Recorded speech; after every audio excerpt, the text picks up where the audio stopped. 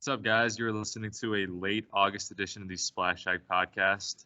It's been a little while. The last episode that I put out was I think it was late July when I talked to Anant about Big Little Lies season 2, and I'm very excited to kind of continue that discussion of popular TV shows today with a very good friend of mine, first time guest.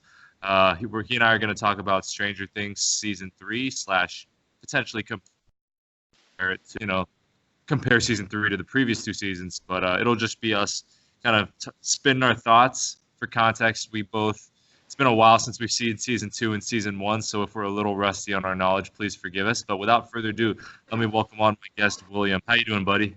Good. Thanks for having me on, Matt. Very exciting. Big fan of the podcast.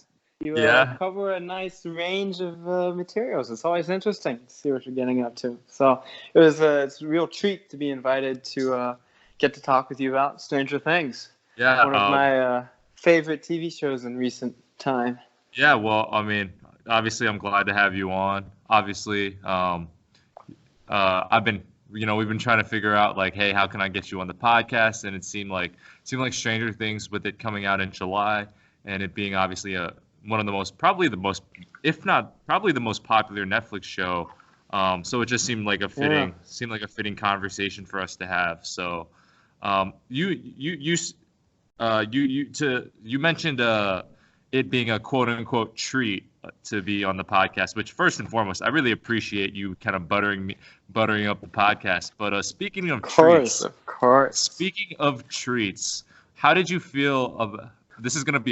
This is either going to fall flat or be a great transition. But speaking of treats, how did you feel about the dynamic between Steve Harrington and Robin, who were serving a lot of treats at the ice cream store in the mall? Ice cream store. I think it's fun. I think it's a nice treat. It's definitely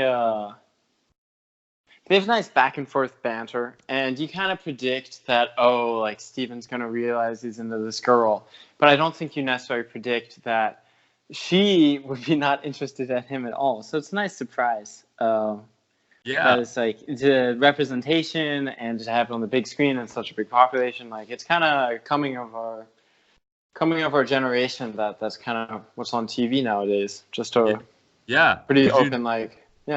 Yeah, no. I did not predict it. I was like, oh.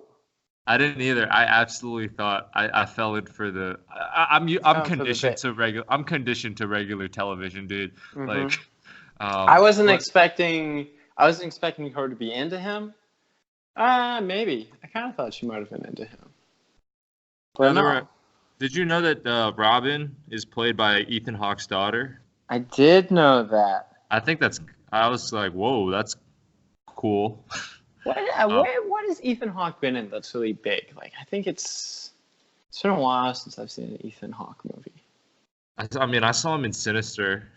Sinister. Oh. I don't think that's his most critically acclaimed or popular role, but I did see him I did watch the movie Sinister, and he was the lead in that movie. So another fun thing about the Steve and Robin kind of that plot line, and we're obviously going to talk more about Steve always ends up he always gets voted out by the girl. You know what I mean? Like, yeah. We're wishing Steve some luck with the ladies in the future.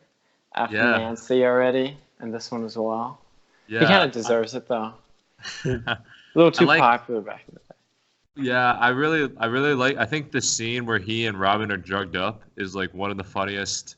I really like that scene. It's a really funny dynamic. It's a very well done, clever way to just kind of move to have humor in a very serious situation, which I think I really enjoyed. I've also enjoyed seeing Steve with oh my god, I'm blanking on the kid. Name.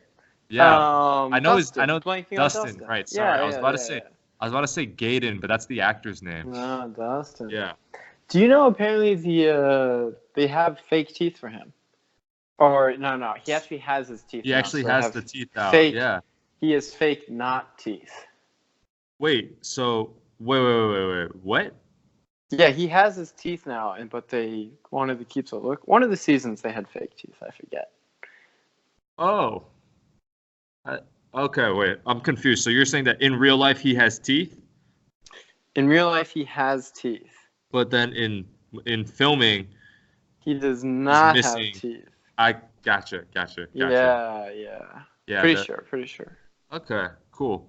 Well, so to talk more like big picture, I guess the first question is, what in the season did you like, and then what surprised you the most? So I guess two kind of different questions, but yeah, whichever one you feel like you have a good answer for. I liked the monster. I feel like season 2 it was a bit of a letdown, but they really did a good job of making because they returned the same villain from the last season, and it's still lackluster because Elle like straight up beats the villain in a one-on-one contest season 2, right? She just closes the door on him.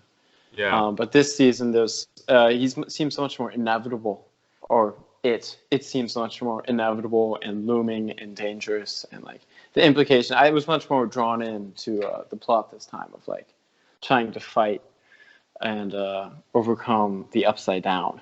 So I Okay. thought that was a good job. What surprised me the most? Yeah. The Russians. The I mean, Russians. I still think that idea is kind of ridiculous. I It accept it that like, it's but the very premise 80s. It's very 70s, 80s. the I feel. premise of sneaking in all of these Russians into America to build a base without anyone noticing, and the entire base is Russian. Like if they had hired workers from the U.S., but it was all Russian built and like Russian manned, like how is this huge immigrant of Russians coming in like towards the end of the Cold War without people raising an eyebrow or getting Yeah. flagged at all? Especially when they all have ties to Russian military, like I imagine U.S. intelligence wouldn't be that bad. So that was the most unbelievable part of the season for me, just the development of this massive Russian base in Okay. Hawkins. Yeah, So okay, that's fair. No, I hear you. Like, I personally think that they really tapped into to like the Cold War, yeah, the Russians are behind zeitgeist of the everything time. vibe. Yeah, like it's Yeah, definitely incredible. There's definitely a cheesy component to it, but I think yeah, that they recognize that and that's like what the yeah, time period was. It was like, your burger, you ordered a burger and it's cold. It was the Russians, you know what I mean? yeah, Like that was just how that was just the Cold War vibes, man. yeah. Yeah. The magnets aren't working. It's the Russians. Speaking Yeah, of the Russians, one guy that I initially didn't like, not that I didn't like him, but I these wasn't that attached the was scientist, Alexei. Alexei, Alexei. Alexei. Now, what I find kind of, I don't know what the right word is here, but what I think is kind of interesting is that like, um, what's it called? I actually kind of grew to like care for Alexei as a Mm. character, but at the same time, I don't know why, and I hope I don't get like slandered for this, but like I kind of found his death scene to be a little bit like corny. Like I don't know, just the way it was executed, though. Maybe it was the acting, or just maybe it was just the direction, but like something about it just didn't feel like a worthy death for a character that did bring a lot to the table. It did bring a lot to the table. It was a bit of a Barb moment. It's like you have Barbara, she's this great character, and then she's just dead. Yeah, Um, that's a great yeah, parallel that I there's hadn't not thought there's not about. really much build up to it. I think part of that is to make the stakes seem more serious. You know what I mean? I You're introduced understand to a that. new character, and he's removed so quickly. Like you start to like him, and boom, they take him out, which was like, oh, like in the show, you think like it adds some suspense because if they're willing to take out a character, which has obviously been thought out and is like actually a big part of the plot, then it adds some suspense. But that did happen with It happened with the dude Joyce was dating, yeah, the dad, along not with dad, Nancy, but obviously. So it seems like I don't know. It mm-hmm, seems like mm-hmm.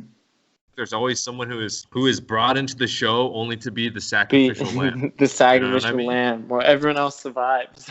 Yeah, and then that motivates Yeah, another character in some motivates another way, shape, character, but it, form. it, it does raise the stakes. I It I was I a I little mean I agree. cheesy. It was a little cheesy, just how it's like he's like, oh, like he's at the American fair and this is his first taste of freedom and he's eating that corn dog finally and he has a blast. I think it low key it might have been the whole Russians. carnival.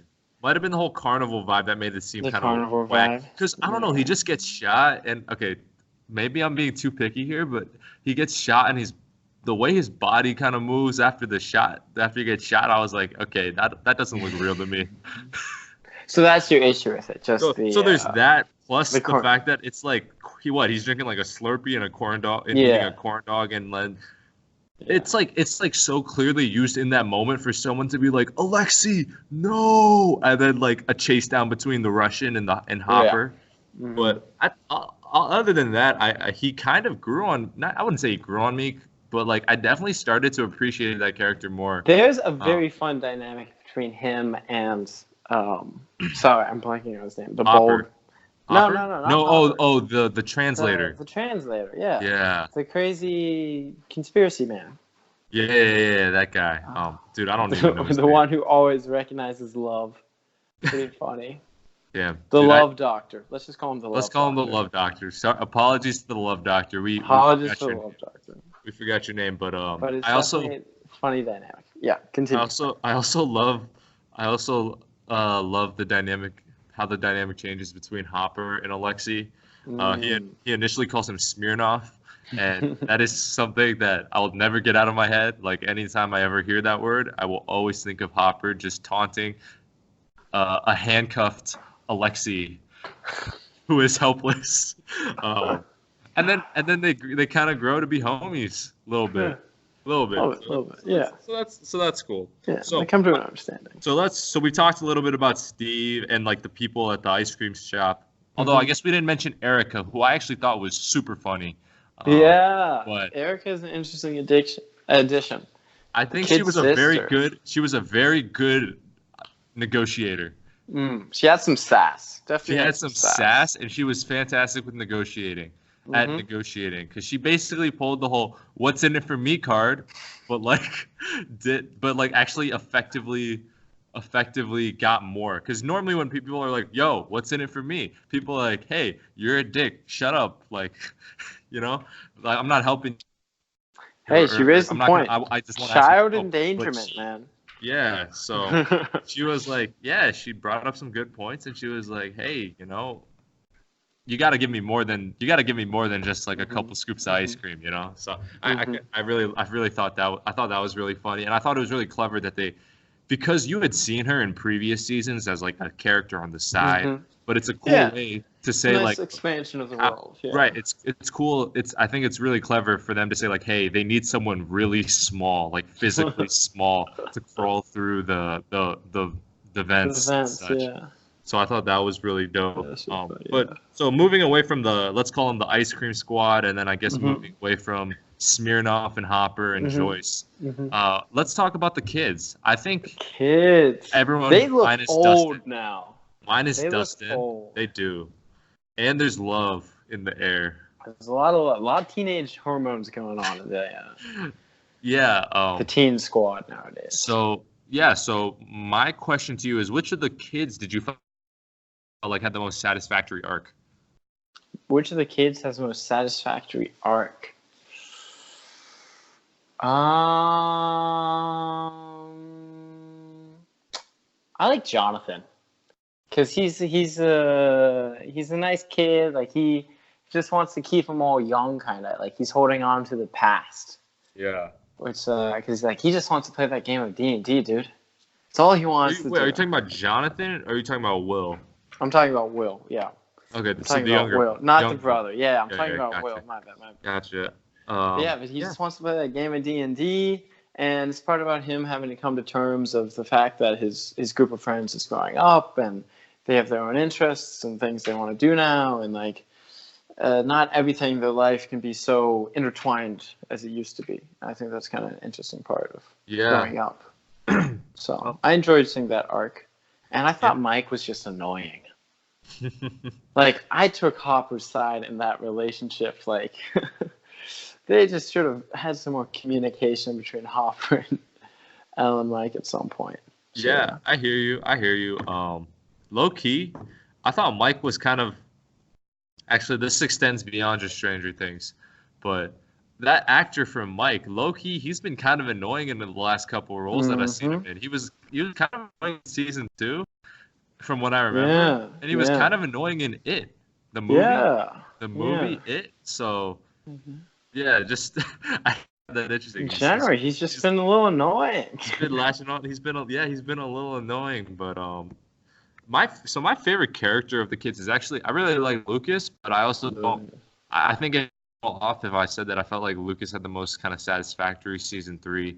Hmm. I definitely agree with you. I think Will. It's the first time where he's like kind of back and like not Yeah, that's not true. all messed up. So Yeah, in the first season he's missing. In the second season second he season, keeps he's shook up by he's the most, upside down. and So then he's he's possessed. So yeah. yeah, So it's like this was the first time he was like back with the guys, and I think they and played he's into that him. pretty well. Yeah, Exactly. yeah. It was nice to see. Definitely, definitely. Yeah. Okay. What So do you think about Mad Max? Do you think she's a good addition? Good addition to the group at this yeah, point? yeah. Well, first and foremost, I like the name because I do rock with Mad Max Fury Yeah, Road. But yeah. no, I think she's a good addition. I think it was cool because before then the only like I'm talking of the younger kids, so I'm not counting Nancy, but like she before 11 was the only girl. But the thing is, she has such a unique past. Obviously, she's been Mm, experimented on and such. I think Max is good because she's like kind of like a regular American girl mm, who then kind of helps 11 transition into like here's what it's like to be like yeah. a girl The in girl and in middle to have school in 80s friends and America, yeah. etc. So I think that's a good way to use her, and I think that's a cool kind Hmm. of Hmm. it's a cool like companionship between her and 11. I am curious if they're going to touch on her brother's death a lot next season, or at least if they're going to include the father more now because the brother's gone. So there definitely should be some interactions or like acknowledgement of the father. Do you know what I mean? Just because Yeah, like yeah, no, what definitely. family would want to stay in Hawkins after someone that just dies? And like, Yeah, does she explain to the dad like, yeah, there's this giant monster? Like, yeah. that'd Um, be interesting. I'm also curious to see going in the future. We can talk a little bit more about what we expect going forward, but I do think it's really interesting how they're gonna try to essentially cover it up, like how the screenwriters are going to try to say like kind of keep the incidents under wraps because at some point like regular people are going to probably figure out what's going on, and i Yeah. assume i assume the scope of season 4 or season 5 would probably be beyond Hawkins, Hmm. especially considering that the Wheelers, sorry, not the Wheelers, Byers just moved out with Yeah. 11, who is key. Yeah. Plus, sorry, what are your thoughts on that? I don't want to go too far off on a tangent. Yeah. I mean, there's gonna be a season 4. They're gonna have to bring the gang back together. It'll be interesting to see how they do it. I think a big part of it is going to be about Hopper and trying to get Hopper. Um, but it'll be interesting to see how they're gonna, because they're moving outside of Hawkins, Indiana now. So I Yeah. mean, but I think they're just gonna stay mostly focused on the group. Hmm. Um, there's just some bits of Elle trying to live a normal life and so forth, trying to get her powers back. But I mean, they'll definitely have to come back to the rescue. I think Elle is gonna come back to the rescue next season Do in you? some form or fashion. So yeah, I would agree for sure. That kind of puts an idea in my head. So or Stranger Things, the Duffer Brothers, they took a page out of Marvel. They had a Mm-hmm. post-credit scene. Mm. Did you see the post-credit scene? I did see the post credit scene. And do we both The think that American. that's Hopper? That has to be It has Hopper. to. It Who else has could to it be be? Hopper. Who else could it be? The other person it could be A scientist, like a former scientist in Hawkins. a scientist. Could be Has to be the Hopper, original right? director died. It has to be Hopper. It's definitely Hopper. If it's Yeah. not Okay. Hopper, you can slap me. I said it here right now. Wow. I like this. You I'm putting that putting on it the out there, record. Matt. Damn. I mean, I'm rooting for Hopper to be back, but like, I kind of want to. No, I'm just kidding. No, I agree with you. Like, look, I know they want to have Hopper's supposed sacrifice to mean something, but I just think the way they shot that and everything, there was no way. Like, first off, you don't even see him die. You just see him. He looks at Joyce and he like kind of nods, Yeah. and then like that tells me that he didn't die. Yeah.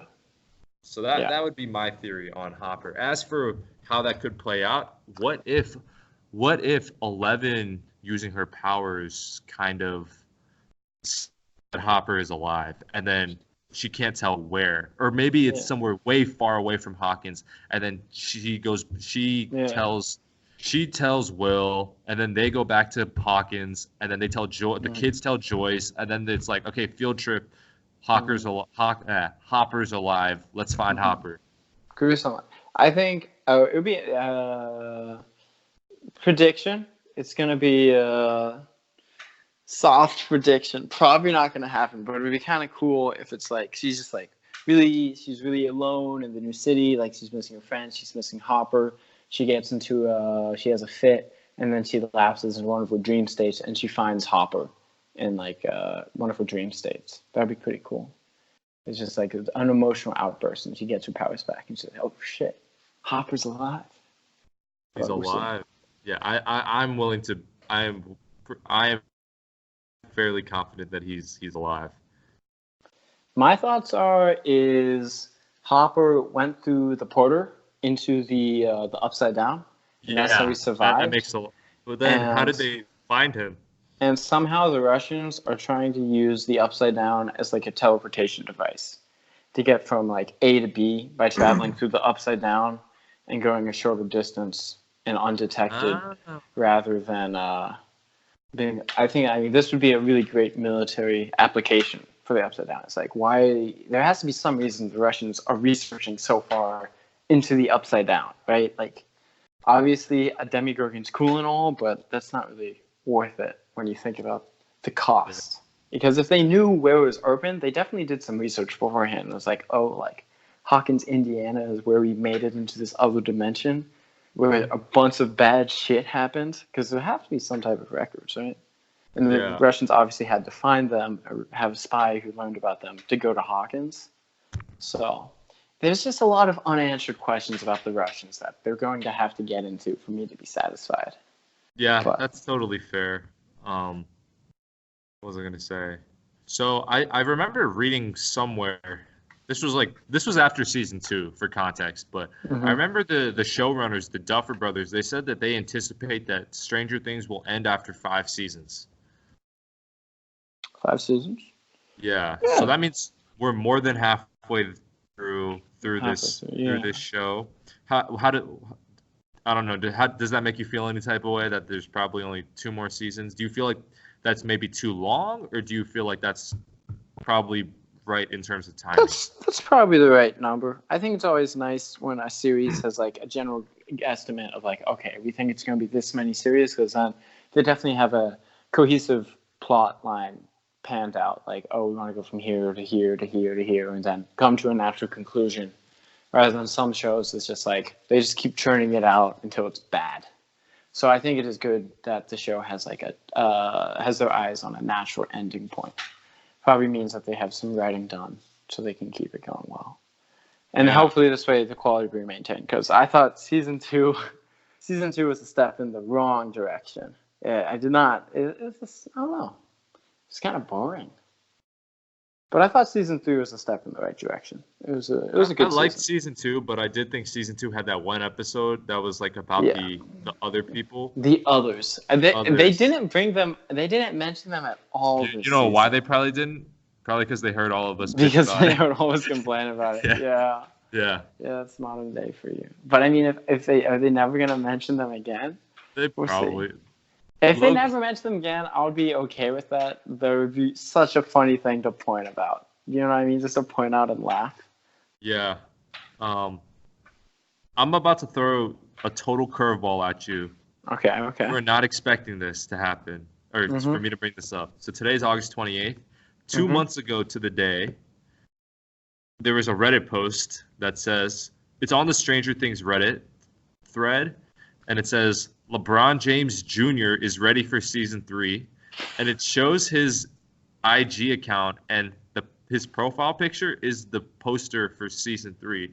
And then I'm looking at some more pictures, and I knew this before, but LeBron and his son are apparently huge fans of Stranger Things.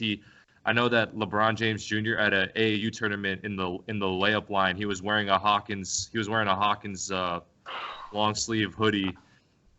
I say all that to say, this has nothing to do with any relevant plot, but I wouldn't be mad if there was some type of LeBron James Jr. cameo when the kids are in high school. When they're in high school and there's like the basketball star of the school, they can call him. Don't you think cameos are just a little cheesy? I fuck with cameos, dude. You fuck with cameos? But there's just a certain, like, it's just less immersive when it's like this shout out to the outside world. Because that's what a cameo is. Like, you bring in someone because they're recognized by the audience for whoever they are in real life. I do think that cameos can function as cool ways to get, like, people you care about into a movie. For instance, the directors of Avengers Endgame had one of the directors had his daughters in the movie, so one of his daughters plays Hawkeye's daughter. So I think stuff like that's cool. I don't know. I personally fuck with cameos. Spoiler alert if you haven't seen This Is the End, but like Channing Tatum, This Is the End. Come on. But that is because it's so hilarious. And the reason it's so hilarious is because how we know Channing Tatum in real life. Yeah, I suppose. I don't know. I'm thinking, and that's like a semi-fiction. Like the entire premise of that show is, how messed up famous people are. Yeah, right? I guess. I don't know. We see these famous people, and it's funny because we have some idea of who they are. Not to get too off track, but like maybe it's because I'm a Marvel fan, and like for me, it's like really cool when there's like an unexpected cameo in a Marvel movie. But that's a superhero cameo, typically. Right, you know what but I mean? It's a cameo from someone else in that universe as. But okay. How I'll ask you this: how'd you feel about Justin Theroux in Last Jedi, like something like that? Matt Damon in Thor Ragnarok, that kind of thing. Like I feel like those are dope. I'm down for Matt Damon in Thor Ragnarok. That shit was funny. That shit was funny. Really funny. Yeah. Or what? It's Brad Pitt in Deadpool. Brad Pitt in Deadpool Man. Too. Yes. I forgot about yeah. that. I'm telling you, like, I definitely see your point a lot of the times. But these are so they have a very comedic tone. I don't know. All I'm saying is it's either a comedic or heartfelt tone. So someone wants to be in what they've made, or they want to stick a family member in what they've made, or the person's so famous everyone has to recognize them and laugh. I guess. Or it's just a bit of an Easter egg, but yeah. I'm just saying, like, get LeBron James Jr. in season 4. Get him in season 4, dude. He can be. I don't even know what fictional name they can give him, but like. To be fair, I wouldn't actually recognize LeBron James Jr., so I wouldn't even know if he was. I'll give you a hint. He looks a lot like. Does he look a lot like LeBron? I saw some Reddit thread where someone was like, "Wow, the LeBron James and Bronny James resemblance is uncanny," and then someone sarcastically comments, "Oh my God, it's almost like they're related." It's like, no shit, it's his dad. But yeah. Okay, wow. Definitely. I did not expect to be talking about LeBron James Jr. on a Stranger Things podcast, but here we are. Let's steer it back to the actual plot of the show. So do we think that's if I'm hearing you correctly, it sounds like season 4 is going to be them in high school. Based on you saying that the kids look a lot older now.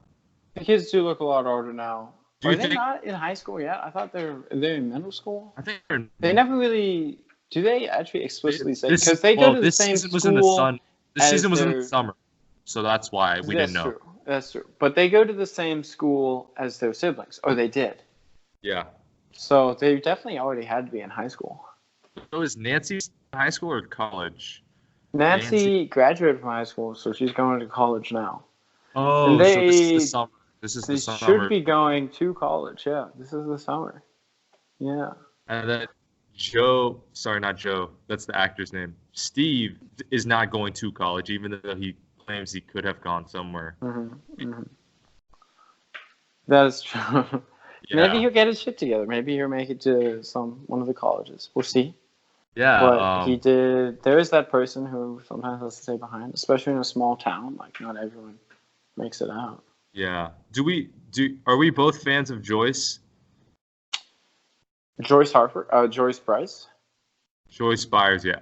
George Byers, yeah, George Byers. Yeah, yeah. I mean, no, she's right on the money, right? Like she's a little suspicious and paranoid and safety concerned, but that she's a very mom character. But she's that mom who's like willing to do anything to get what it's done. It's I don't know. It's definitely a good character. She wants the best for her kids. I mean, yeah. Like after all the shit that's gone down in Hawkins, it's not a bad idea to move your family out. I agree. I think she is the only I mean, Hopper's he's not exactly a parent, although you can argue he is. Anyways, Hopper's a parent. Start with the letter, end with the letter. Okay. Did that letter not make you feel kind of emotional? It made me feelsy, dude. It was pretty good. I really Sorry, liked that. I'm talking about of the main kids, like. But Joyce is the only one who is not like an awful parent. Dude, that's true. This is shout out to the Wheeler, Mr. Wheeler, sleeping Mr. with the kid. Wait, what? He's on the sofa, the couch. Oh, he's like the TV's playing. He's passed out with the little kid. Yeah. And the mom's like, yeah, like I can't do that. Yeah. I was gonna say that whole Billy Mrs. Wheeler thing was pretty weird. Not only was it weird, it was so not relevant in the grand scheme of things. Yeah, you're kind of right. They made it seem like it was gonna be some pivotal dynamic, especially because that was used in the marketing.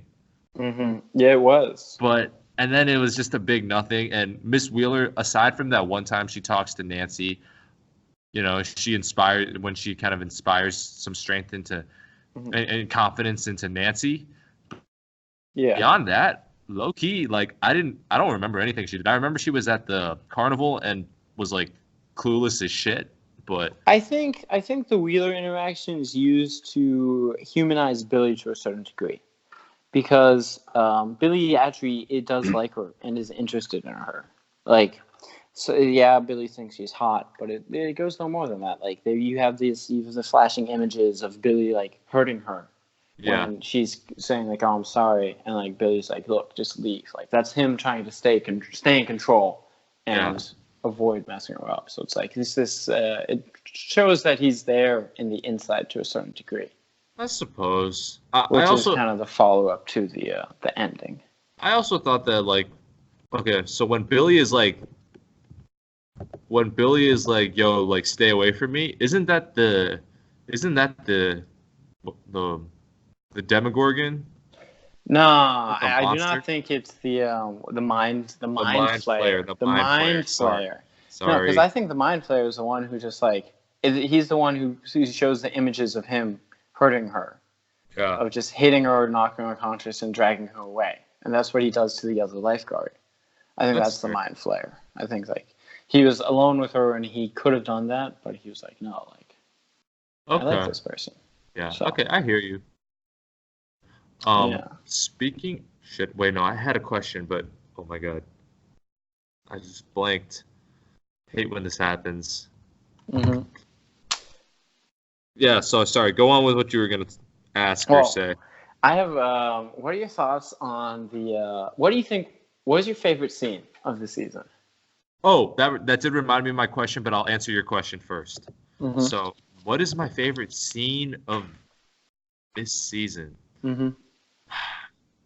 Oh, that's honestly, it was probably, I think it was at the end of the second to last episode where all the kids kind of, I'm talking like all parties, they all the reunion. And then it's like and then some people are like, who the hell are you? And they like have to get Robin up to speed on who 11 is. I think that I personally like that because it feels like worlds colliding. So I think that's this season was definitely much more split up among all of the characters than previous seasons. It was as I everyone like to kind of walked their own path. as I like to say, it was a little more Empire Strikes Backy, Yeah. where there's different Yeah. threads. That, yeah, where there's kind of more concurrent storylines and you kind of hop back and forth. Mm-hmm. Mm-hmm. My question to you was the never-ending story. Did that look? I get it. It's funny. It's cute. They're kids. I don't know. Was it? Is it me or was that might have been a little too cheesy for me? The Never-Ending Story. Where he has to sing over the phone to Susie to get Blank's Oh constant. yeah. I was like, bro, what is going on? Yeah, it was. Yeah, in the heat of the, because it's like it's there's a lot going on, right? Yeah. Because they need Planck's constant to open the door, and they're being chased by the monster at the moment, right? Yeah.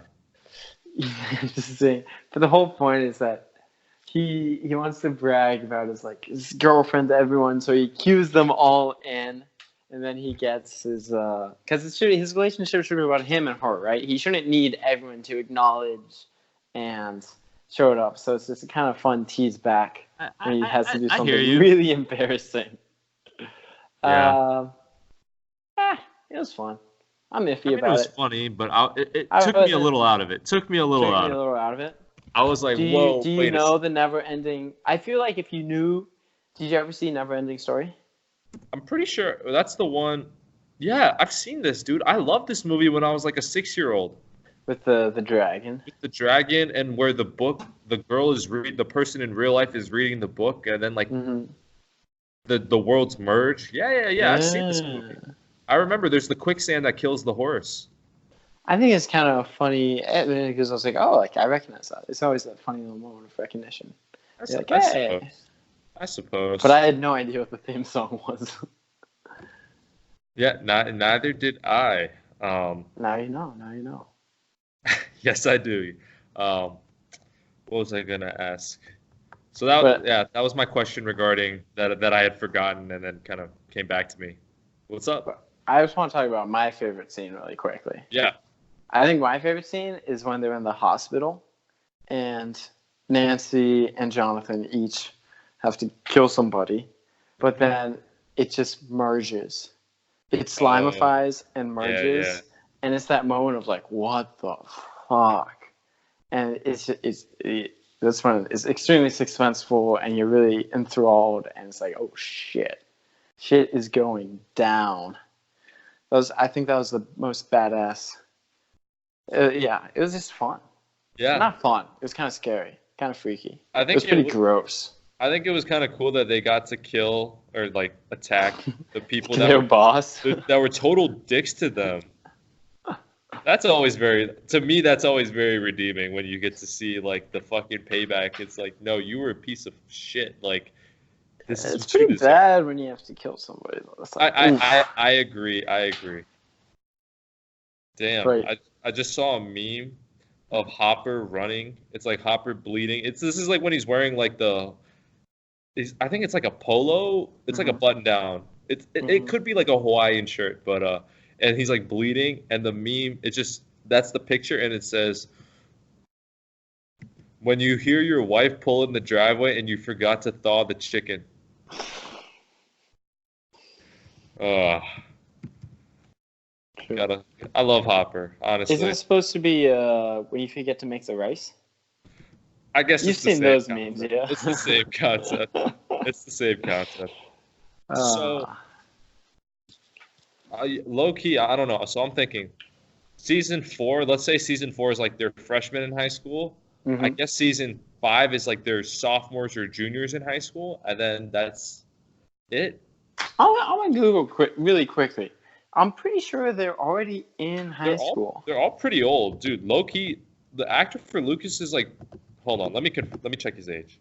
The actor for Lucas is only 3 years younger than me. Us, because we're the same. Really? 3 years, and yet he's, yeah, he's only 3 years younger than us. Okay, so second season's in November 1985, and the third season is the summer of 1985.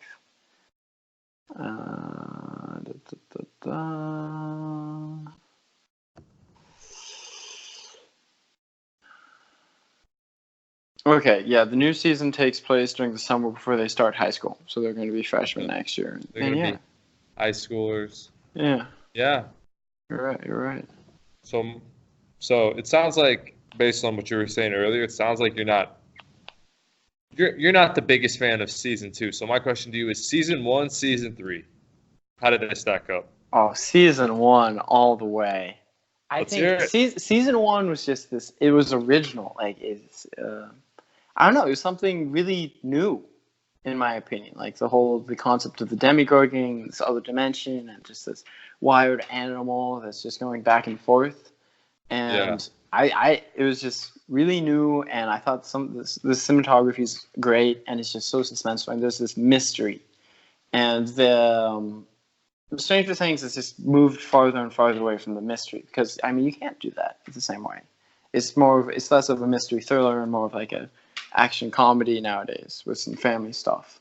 But that first season I think is just so fresh and new, and like the scene with the lights, like it's stunning. It's magical. I think the first season is magical. Okay. And this season, like it's a step in the right direction and it's good. And the thing about Stranger Things is each season's pretty inclusive in itself. Like you think the series could kind of end at the end of each season, to a certain degree. You know what I mean? Like if the show ended with season 3, like you'd kind of be okay with that. Like kind of. Like, okay, kinda. Yeah. Without that post-credit scene, but it's like it ends with them moving away. Like you'd be kind of be okay with that. But each arc is very inclusive within itself. Okay, I agree with that. Yeah, I just think, and I mean, yeah, Stranger Things has definitely changed from what it originally was. Yeah. And I mean, that's okay. It's just growing up to a certain degree, but I miss the mystery of it, and because you have this expose into this whole new world, you have no idea, and you're like, oh, like this upside down. There's just so many things I was curious about, which have just been unanswered. Like the life cycle of the demigorgon. I guess it's a little answered. It came from the demi-dogs. But I'm excited that the demigorgon will be back. I think that it appears to be back. Yeah. I mean, it's definitely, I feel like that's what they were hinting at in the post in the post credits. You see it in the post credits. You see it, and they're like, we gotta feed this crazy motherfucker. Yeah. But they do refer to it during the season, like, how big did you say? Because there's the cage, and they're like, how big did you say that monster was? Yeah. So, yeah. I did also think it was really cool how they had a very secretive language, like in terms of in terms of the actual meaning, and yet the kids were still able to decipher that. Yeah. Yeah. Definitely pretty interesting. Cool.